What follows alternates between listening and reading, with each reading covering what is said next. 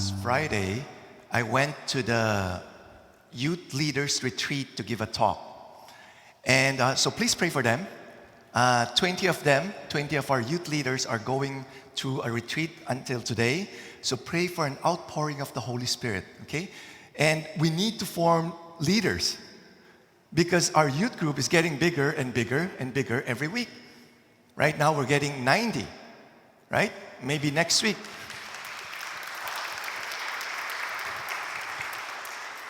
Maybe next week we'll get more 100. And so we need more youth leaders. And the retreat is in a Ukrainian camp in Quebec, like an hour drive from here. And I was telling Cesar, the youth minister, Cesar, I want a bike going there. And he was just like laughing. So later on, I changed my mind. So I drove going there with my car, and I was driving, and it's mostly uphill climb. Like a long distance of really very steep going up there. I said, I'm glad I didn't bike going to the campsite, or else I could die on the way. The other problem also is that I have a problem of getting lost. Even with a GPS, I still get lost. That's one of my weaknesses. Like I have no sense of direction. I don't know what north, south, east, west. So if we're traveling together, don't depend on me to lead, okay? Or else it's gonna be like blind leading the blind. Okay, I'm gonna lead you astray for sure. And when I'm lost, I don't know, there's some anxiety that I would experience, okay, of getting lost. But at the same time, I also it's like I'm excited also because it's an adventure, okay, of really finding my way. So in our gospel today, I could relate with the blind beggar there. As a blind person, you're dependent on other people to find your way, okay? You know, here in Canada, we're living in a first world country. Those who have disability, those who are blind, you have like the paratransport to go wherever you want to go. You're being subsidized also by the government. You know, you're giving some allowance or what, you know, to cover up with your disability. So, but during the time of Jesus, beggars, the blind, they don't have that privilege. In fact, people often see that as a curse, thinking that because you have sinned, that's why you are disabled. That's why you're blind. They're rejected. They can't go to the temple to worship. They're rejected in society. Okay? And they need to beg. They need to beg for money, for sustenance. Okay? And that's why in our gospel today, Bartimaeus, the blind beggar, was there begging for money, begging for food. And he heard Jesus passing by. And I'm sure you already heard Jesus performing miracles. Blind regaining their sight, cripples walking, okay? Deaf regaining back their hearing. He heard these miracles. That's why when he heard Jesus coming, he pleaded. He made this desperate plea. He shouted, Jesus, Son of David, have mercy on me. What did the companion of Jesus do? Hey, shut up. You know, you're disturbing the master. He's busy. You know, he doesn't have time for you. Shut up. But that did not discourage him. He persisted. He even shouted louder, Jesus, Son of David, have mercy on me. Okay? So Jesus called him. He went. And then Jesus, moved with compassion, asked him, what do you want me to do for you? It is as if that Jesus doesn't know what he needs. But he asked Bartimaeus, what do you want me to do for you? He wants to hear it from him. What did Bartimaeus say? Lord, I want to see again. Whenever there's a healing that happened, in that healing that happened there, it's not just for Bartimaeus. It's not just for the benefit of one person. The Lord is teaching a lesson to all those around him and even to us. He's speaking to each and every one of us who has eyes but do not see. He's speaking to those who are spiritually blind. Okay? And I would like to share with you 3 groups of people who are spiritually blind. And as I go through these groups of people, I want you to examine yourself what group you could relate to. Okay? The first one is the Jewish people. Okay? There's a scene there where Jesus was looking over Jerusalem and foresees the destruction of Jerusalem. He was weeping. Why was he weeping? Okay? Because, he said, because, he was to the Jewish people, because you did not recognize the time of your visitation from God. The Jewish people did not recognize him as the Messiah. That's why up to now, our Jewish brothers and sisters, they're still waiting for the Messiah. They were blinded by their unbelief. Because they did not believe in Jesus, they did not follow him. You know, some of our Jewish brothers and sisters, some of them have believed already. That's why they're called Messianic Jew. They believe that Jesus is the Messiah. Okay? But for others, they're still waiting. They're blinded by their unbelief. Okay? Now, to the second and third group, it has to do with our attachments. Okay? And I would like to share with you pernicious for peace.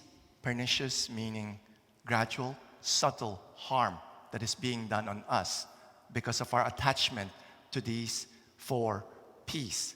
And see if you could relate. I could relate. What's the first one? Possession. I want more.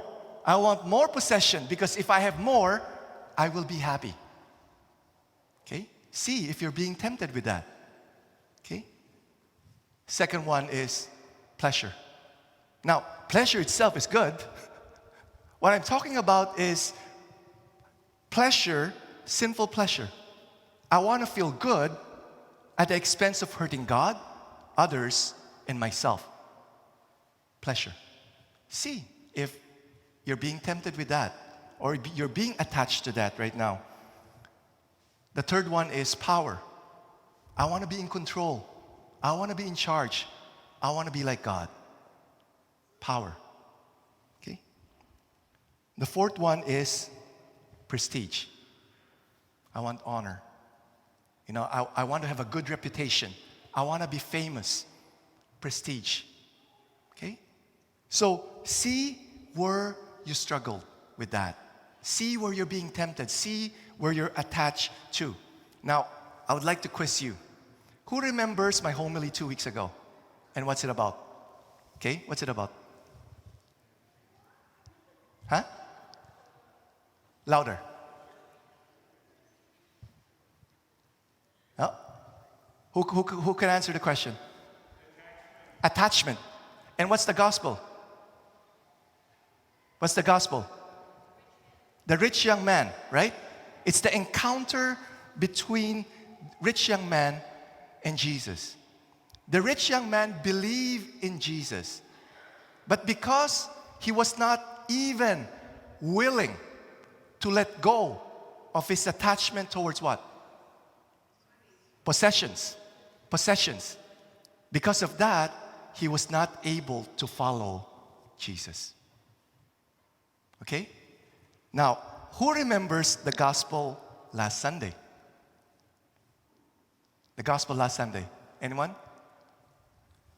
Maybe some of you are looking at already Miss Salette, looking back.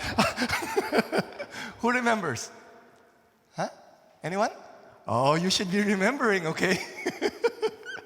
The gospel last Sunday is James and John, the apostle. They're making this special request. Okay? What's their special request?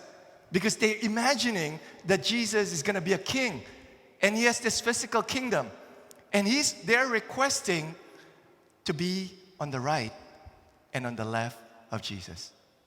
They're blinded by their attachment to what? Power and prestige. Okay?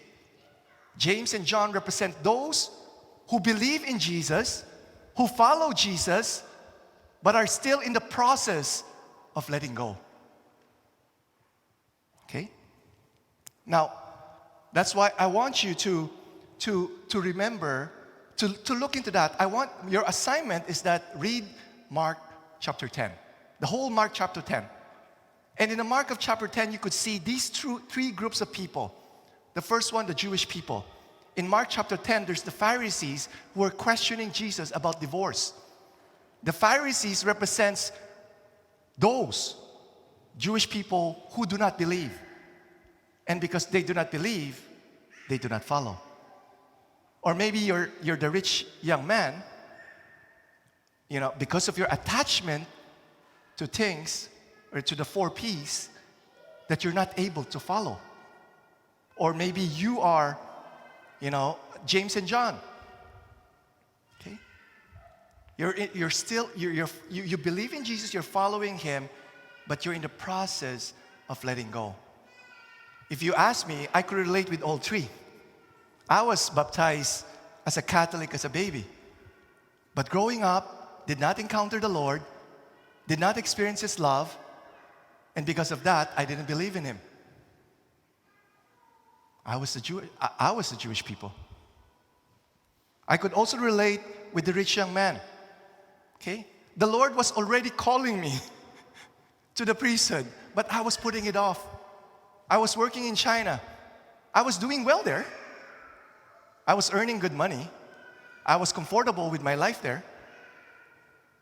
And I was putting it off because of my attachment to pleasure and to possession. Okay? I am a late vocation. I joined the seminary when I was 36. I was ordained at the age of 43. I could relate with James and John. As a priest right now, I still struggle with my attachments. And I'm still in the process of letting go. I think most of us could relate with James and John. We believe in Jesus, we're following Jesus, but we're in the process of letting go. And the Lord is inviting us, calling us to let go. Because if you don't let go, you won't be able to do the mission Jesus called you to do. What is that mission? To proclaim the gospel, to heal the sick, to expel demons, to raise the dead. We won't be able to do that. Or if we do the mission that Jesus called us to do, we're not going to be fruitful. We're not going to be fruitful because of our attachment. And in fact, worst case scenario, you could even cause harm. You could create scandal. Look at bishops, priests, okay? Lay ministers, lay pastors. Because of their attachment to the 4 Ps, they've created scandal. It caused so much harm to the church and to the people, right? So that's why the Lord is calling us to detach, okay? Now, I don't know if you paid attention in the gospel there about the cloak of the beggar, okay? It says there that when Jesus called him, he threw his cloak. The cloak signifies his only precious possession. The cloak is his security. He uses the cloak as his bed, a blanket, to protect from the sun, to protect from the cold, to protect from dust. That's his security, his only precious possession. Okay? But when Jesus called him, he threw off the cloak. He did not throw the cloak off after the healing. It was before the healing. You see the faith of this Bartimaeus? He knew the Lord will heal him. And if the Lord heals him, he doesn't need the cloak. The cloak signifies the things that we are attached to. It's also our unbelief that we need to let go. And what happened there? It says there, he threw off the cloak and followed him on the way. Before we were called Christians, we're called people on the way. On the way to where? To the cross. Because if we're going to detach from these things, okay, and so that we'll be able to do what the Lord calls us to do, the mission, we're going to die. We're going to die to ourselves. But the Lord promised, St. Paul said, if you died with Jesus, you will also live with him. And there's one more group of people who are models. And that's Mary.